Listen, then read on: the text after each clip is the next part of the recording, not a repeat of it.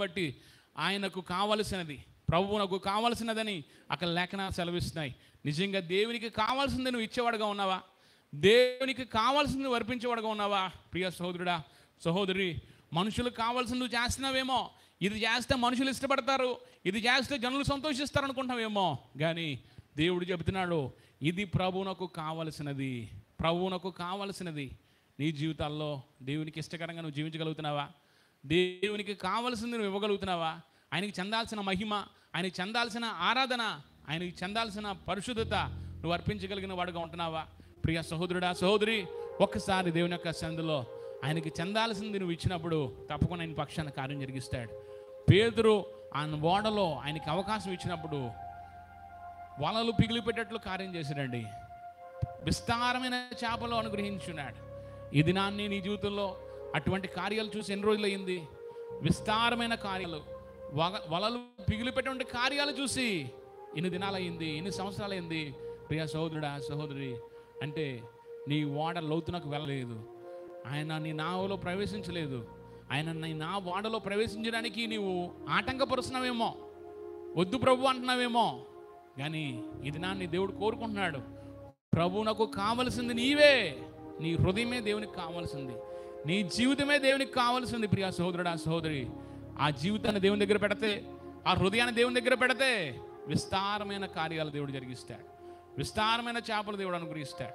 ఇంతకుముందు ఎప్పుడు కూడా నువ్వు చూడలేని కార్యాలు, ఇంతకుముందు ఎప్పుడు కూడా చేయలేని కార్యాలు దేవుడు నీ జీవితంలో జరిగించాలి అంటే, ప్రియ సహోదరుడా, సహోదరి, ఒక్కసారి నీ జీవితాన్ని పరీక్ష చేసుకో, నీ హృదయాన్ని దేవుని దగ్గర పెట్టు. నిజంగా జనులు ఏం చేస్తారు, జనులు ఆ గురించి ఏమనుకుంటున్నారు అని చెప్పి ఆలోచిస్తున్నావేమో.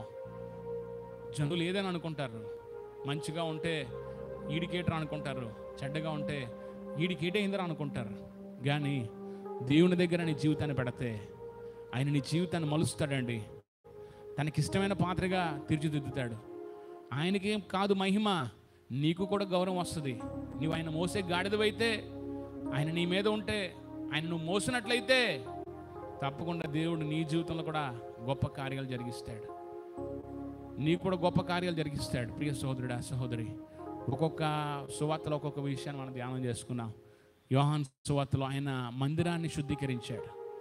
మందిరంలో జరగకుండా కార్యాలు జరుగుతున్నాయి, మందిరంలో వ్యాపారం జరుగుతుంది, అది ప్రార్థనా మందిరమో కానీ దొంగల గుహగా చేస్తున్నారని దేవుడు కొరడా రగులించున్నాడు.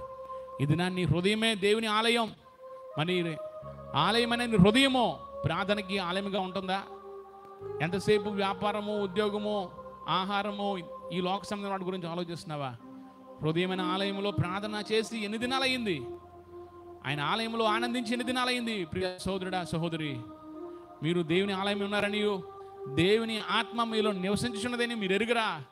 చాలామంది ఎరగలేని స్థితిలో ఉన్నారండి. దేవుని యొక్క ఆత్మ మనలో నివసిస్తుందని, దేవుని యొక్క ఆత్మ మనలో ఉందని, మనం దేవుని ఆలయమే ఉన్నామని చాలామంది గ్రహించలేకపోతున్నారు. ఒకసారి మనం ఆలోచిద్దామా? మరి హృదయమైన ఆలయంలో నుండి దేవునికి అర్పణ వెళ్తుందా? ఆరాధన వెళ్తుందా? స్తుతి యాగము దేవునికి అర్పించే వాళ్ళకు ఉంటున్నామా? ఈ లోక సంబంధమైన ఐహిక విచారాలు, ధన వ్యామోహము పెట్టుకొని లోక సంబంధంగా తిరుగుతున్నామా?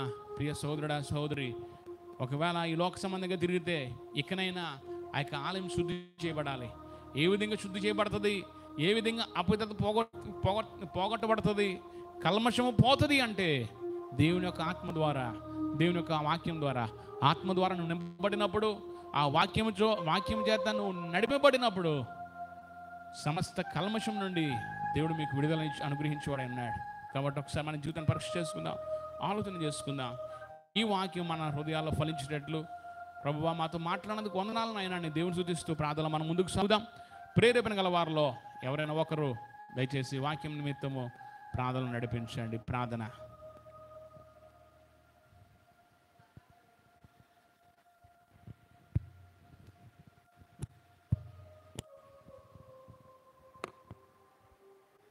కాలమంతా నా తండ్రి ఎంతగానో మీరు కాచి కాపాడి నా ప్రభా దేవ కృప చూపించి సహాయం చేసినందుకు వేలాది